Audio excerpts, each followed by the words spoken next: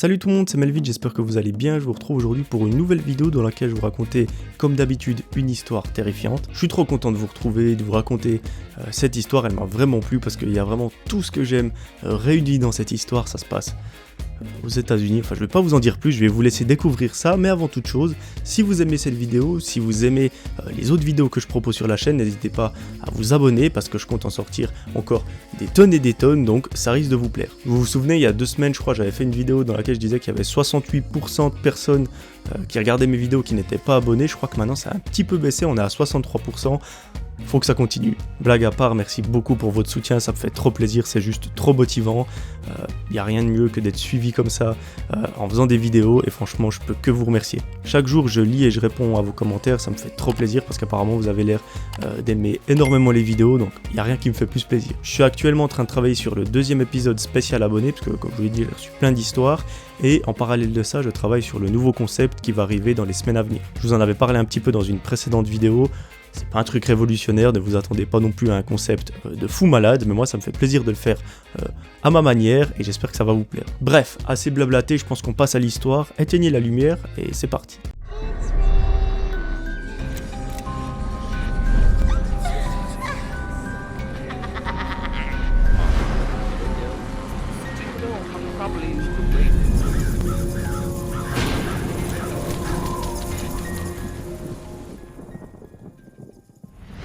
Mes amis, aujourd'hui c'est l'histoire de Gregory. Il nous raconte qu'il habite aux États-Unis, qu'il est né là-bas et que du coup il y a vécu toute sa vie. Il ne nous précise pas la ville dans laquelle ça se passe, mais apparemment il y a vécu toute sa vie. Donc il la connaît franchement sur le bout des doigts, il connaît les moindres recoins. Au moment où se passe l'histoire, Gregory a 19 ans, il fait pas d'études particulières, mais il travaille au Subway. Je pense que vous connaissez tous ce qu'est Subway, c'est un restaurant qui fait vos sandwichs sur mesure. C'est giga bon, j'en ai un pas loin de chez moi et je sais qu'avant j'allais tout le temps. Mais bref. Il y travaille là-bas, il fait ses meilleurs sandwichs et il nous raconte que voilà, c'est son taf et qu'il arrive à en vivre. Gregory, il a depuis plusieurs années, vraiment depuis qu'il est jeune, un groupe de potes. Alors, ils se voient pas tous les jours, mais ils se voient très souvent et quand ils ne se voient pas, ils se parlent par Facebook Messenger.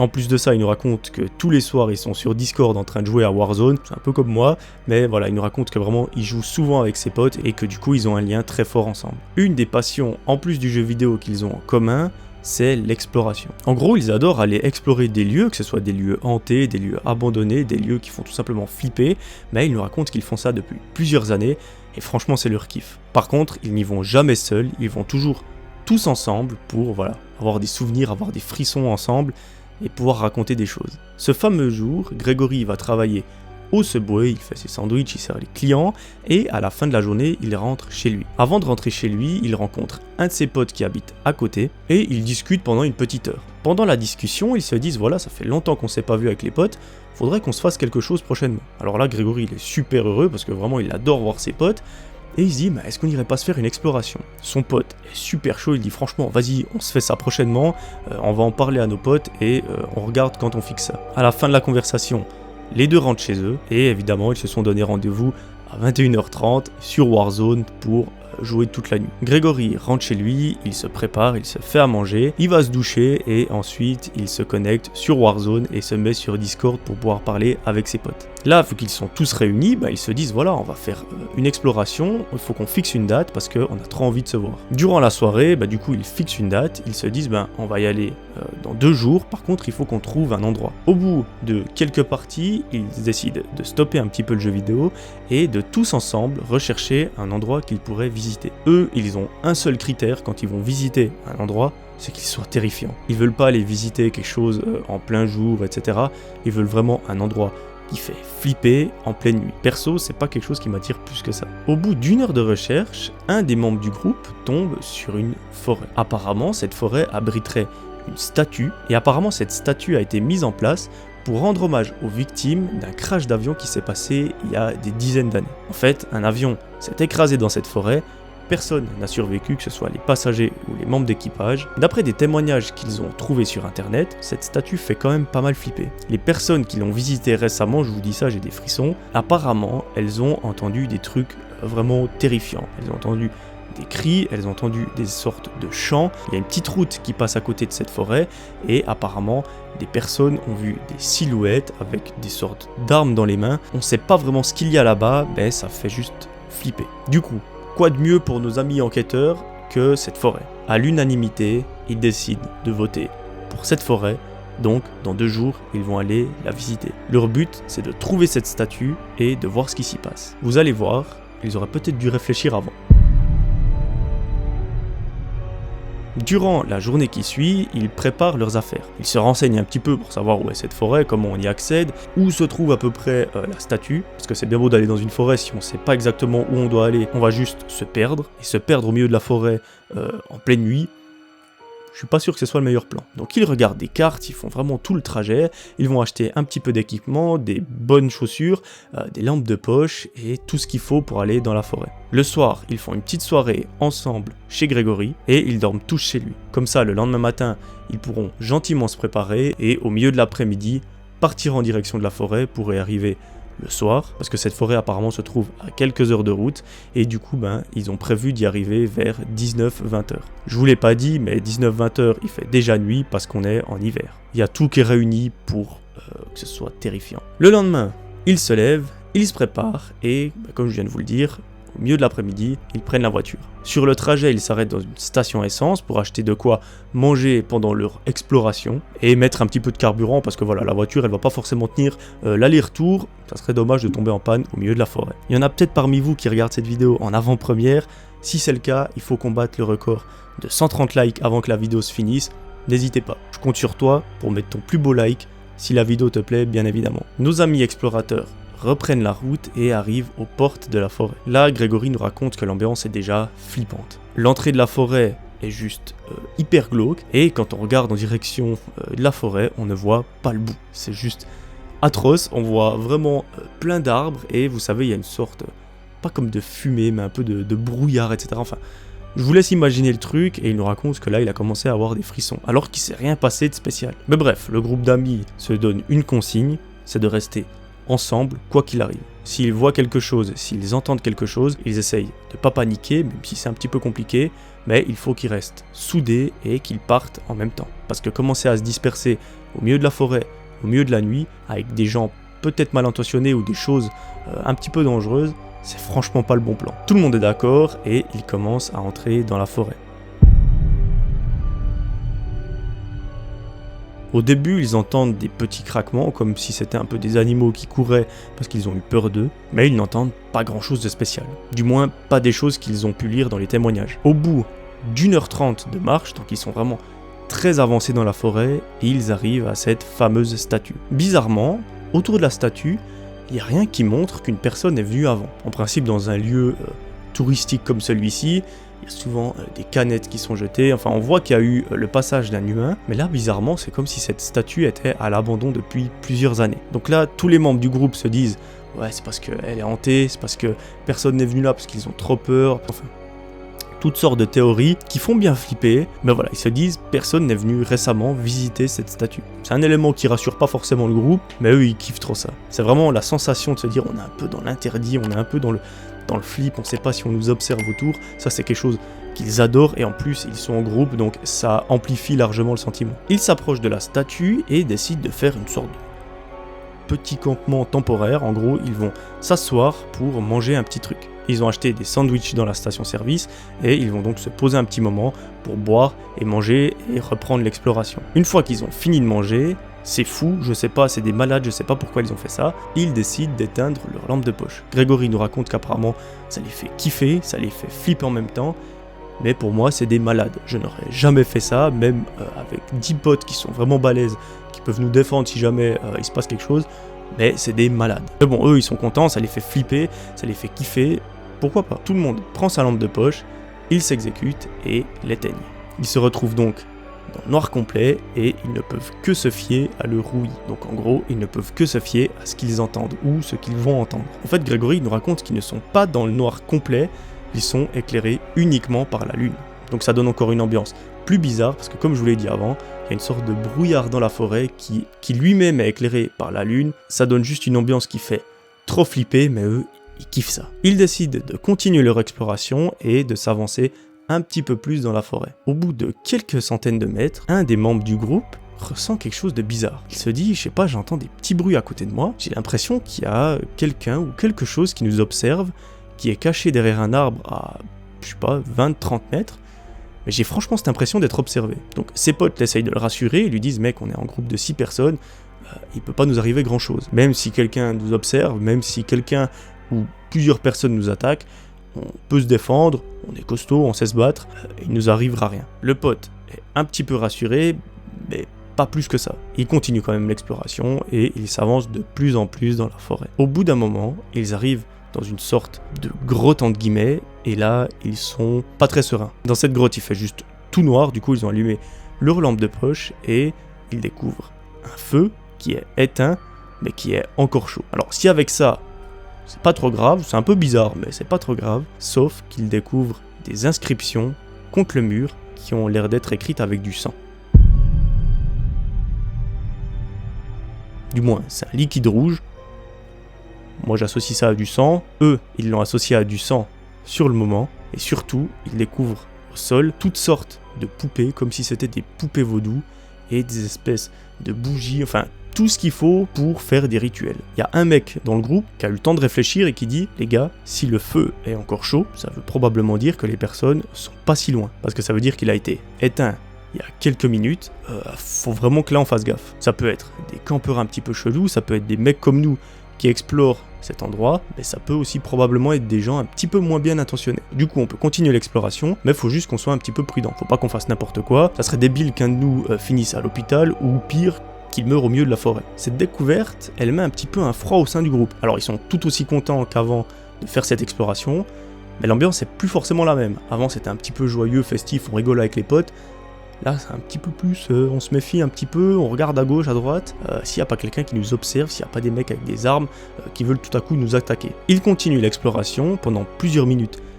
Il ne se passe rien, mais au bout d'un moment, le groupe avance et devant eux, à 10-20 mètres, ils voient dans le brouillard, juste éclairé par la lune, des silhouettes qui s'approchent. Je vous raconte ça, j'ai la chair de poule, mais ils voient ces silhouettes devant eux qui s'approchent. Il n'y a pas de doute. C'est des humains, sauf que ces humains, ils portent des capes. Ces capes, elles sont toutes noires, du coup, on ne voit pas le visage, on ne voit pas la tête, mais on voit juste la silhouette avec une capuche qui s'approche en leur direction. Là, le groupe est juste terrorisé, ils décident de tous se retourner et de sprinter dans le chemin inverse. Là, leur seul objectif, c'est de retourner à la voiture, sain et sauf, de la démarrer et de se barrer le plus vite possible. Sauf que ils sont super avancés dans la forêt, on ne sait pas combien de minutes il faut pour retourner à la voiture, mais c'est un sacré moment. Heureusement pour eux, tout le monde dans le groupe se souvient qu'il faut rester soudé, qu'il faut rester ensemble, peu importe ce qu'il arrive, et pas que tout le monde commence à courir dans son coin à gauche à droite et qu'au final tout le monde soit perdu, que personne se retrouve à la voiture et que tout le monde soit un peu livré à lui-même. Lorsque le groupe commence à courir, Grégory se retourne et regarde si les silhouettes font de même. Heureusement pour eux, les silhouettes ne courent pas, mais elles se sont arrêtées. Et vous savez, en principe, dans les films d'horreur, quand il y a ce genre de choses qui se passent, quand vous courez et que la personne s'arrête, c'est jamais très bon signe en principe. Là, ils arrêtent un peu leur délire d'exploration et tout, le seul objectif, c'est de survivre, de rejoindre la voiture et de se tailler. Du coup, ils font vraiment le chemin le plus court possible pour arriver à la voiture. Ils arrivent à reconnaître les endroits par où ils sont passés et au bout de 45 minutes de marche au milieu de la forêt en pleine nuit, ils arrivent à rejoindre la voiture. Là, ils éprouvent tous le même sentiment, c'est de se dire « J'ai survécu, on est sain et sauf, on est à la voiture, on est en sécurité et on va pouvoir rentrer tranquillement. » Grégory ouvre le coffre de la voiture, il lance tout dedans, il s'amuse pas à ranger bien, etc. Il lance tous les sacs, toutes les affaires à l'intérieur. Grégory met la clé dans la voiture, démarre et roule. La route n'est pas du tout éclairée, autre que par la lune. Au bout de quelques minutes, sur la route, Grégory remarque quelque chose qu'il n'avait pas vu à l'arrivée. Surtout que cette chose n'était pas là quand ils sont arrivés. Il y a un énorme tronc d'arbre qui est posé en plein milieu de la route, comme s'il avait été mis là pour empêcher les voitures de passer. Là, tout le monde dans la voiture a le même réflexe. Ils se disent, ce tronc d'arbre, il peut pas être là naturellement, c'est pas possible, les arbres sont trop éloignés, il n'y a pas pu avoir un orage, etc. Sinon on l'aurait entendu, c'est quelqu'un qui l'a mis là. Et au moment où ils disent ça, ils voient sur les côtés de la voiture les mêmes silhouettes qui reviennent vers eux. Ces silhouettes s'approchent très lentement. Je vous le dis ça, j'ai juste des frissons partout, mais ces silhouettes s'approchent gentiment de la voiture et ils sont énormément.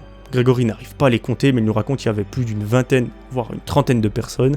Donc c'est juste énorme. Grégory est très vif d'esprit, il a un très bon réflexe. C'est au lieu de se laisser entourer par ces personnes et qu'un drame se passe, il décide de faire une marche arrière très rapide, le plus rapidement possible, de faire un demi-tour un peu à la film d'action et de partir dans le sens inverse. Il nous raconte que les personnes étaient tellement proches de la voiture qu'il se peut qu'il en ait shooté une parce qu'il a entendu une sorte de bruit comme si on shootait quelqu'un. Ça lui pose pas trop de problèmes parce que probablement que ces gens ne sont pas très bien intentionnés, donc il a fait sa marche arrière, il a fait son demi-tour et ils se sont taillés. Dans la voiture, il y a une ambiance juste super glauque. Les mecs n'avaient jamais vécu ça auparavant parce qu'ils étaient un peu en mode exploration, il peut jamais rien nous arriver. Sauf que là, il s'est passé quelque chose de terrifiant cette fois-ci et du coup, plus personne ne parle. Il y a juste le bruit de la voiture qui roule et c'est tout. Le problème, c'est que la route par laquelle ils sont venus, ils devaient la reprendre dans le sens inverse pour rentrer parce qu'il n'y a pas d'autre route qui mène chez eux. Du coup, ils doivent faire un énorme demi-tour qui leur prend 1h30 en plus et du coup ça rallonge de ouf le trajet. Grégory nous raconte qu'après 4h30 de voiture, ils sont enfin arrivés à la maison et qu'ils sont sains et saufs.